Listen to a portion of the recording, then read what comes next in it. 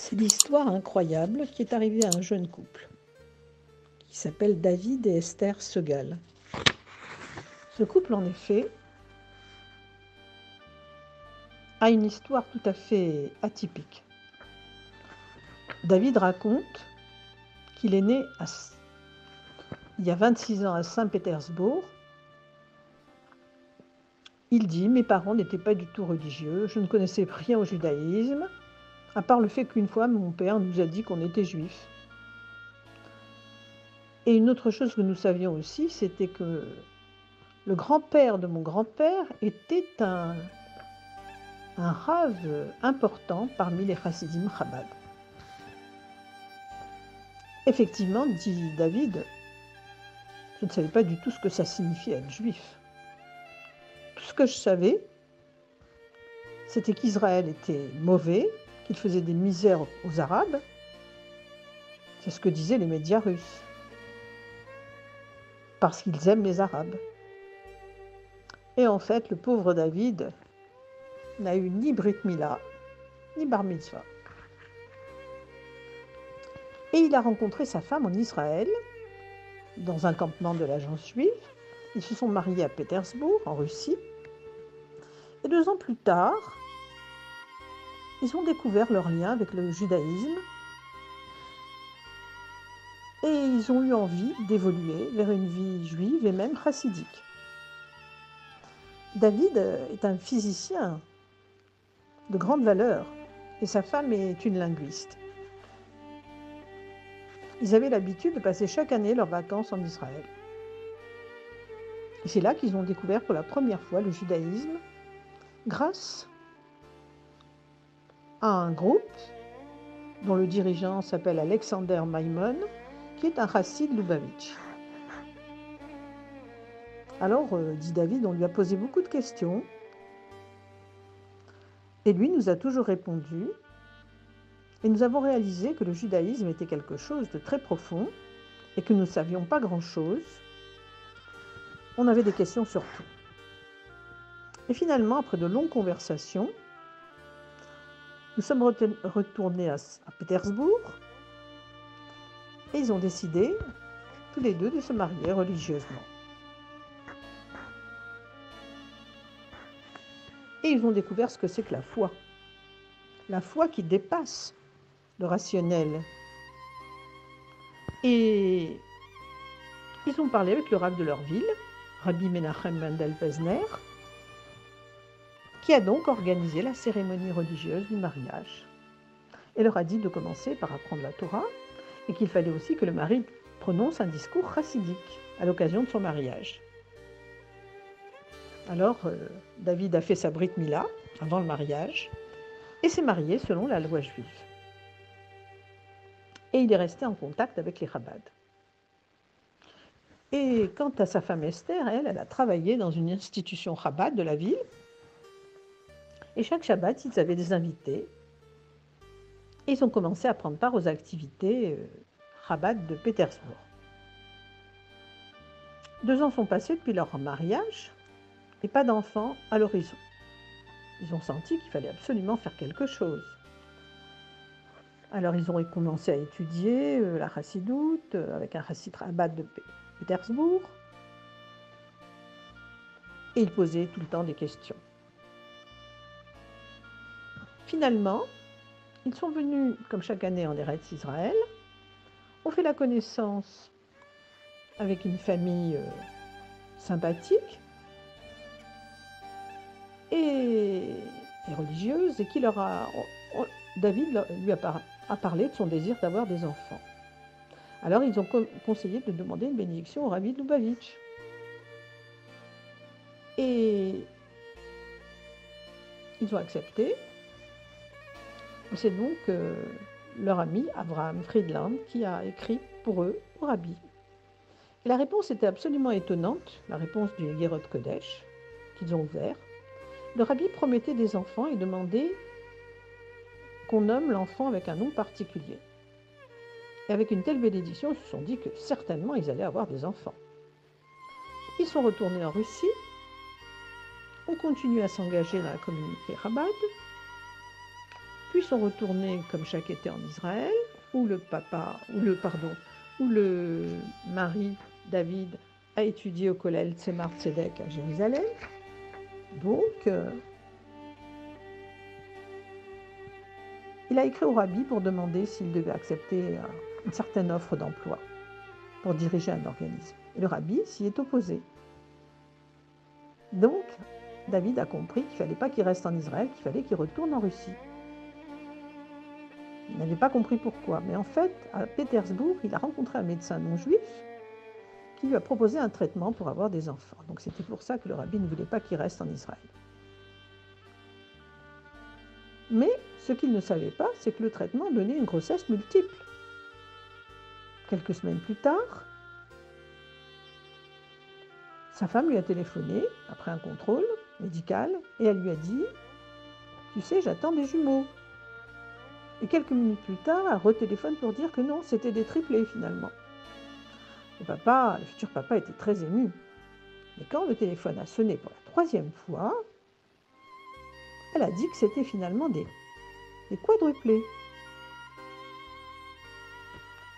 Alors là, elle a commencé à pleurer en disant que le docteur lui avait dit que c'était risqué, etc., qu'on ne pouvait pas mener à bien une telle grossesse. Et David a dit à sa femme Esther, « Calme-toi, si le rabbi nous a dit que tout serait pour le mieux, tout sera pour le mieux. » Alors le médecin voulait réduire le nombre de fœtus, enlever quelques fœtus pour que les autres aient une chance d'être viables. Mais ils ont écrit au rabbi dans les Girot Kodesh pour demander conseil. Et cette fois-ci, le rabbi a expliqué précisément qu'il ne fallait surtout pas réduire le nombre de fœtus, en expliquant dans la lettre de faire attention au côté physique d'une personne, qu'il ne fallait pas atteindre le physique d'une personne et surtout pas renoncer. Alors ils ont compris qu'il ne fallait pas toucher au fœtus. Et qu'avec l'aide de Dieu, tout irait pour le mieux. Mais ils étaient quand même effrayés. C'était une drôle de responsabilité d'avoir des quadruplés. Ils ont demandé de nouveau une bénédiction parce que les docteurs disaient qu'il fallait absolument réduire le nombre de fœtus.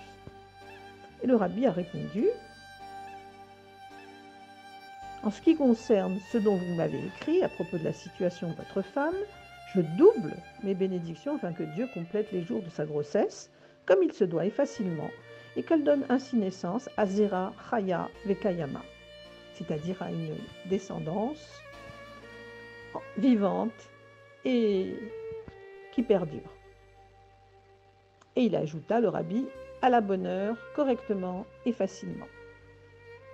Après une réponse aussi claire, il n'y avait pas lieu de s'inquiéter.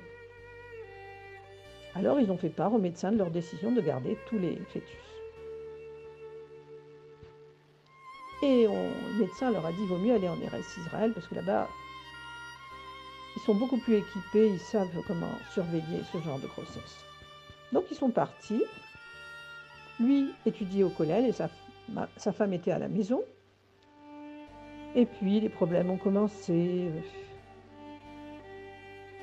Et en fait, ils se sont aperçus qu'ils n'avaient pas en vue d'avoir des quadruplés, mais que c'était bel et bien des quintuplés qu'attendait là Esther. Ils ont été à l'hôpital Shaare Tzedek. Les problèmes ont commencé, les médecins étaient pessimistes.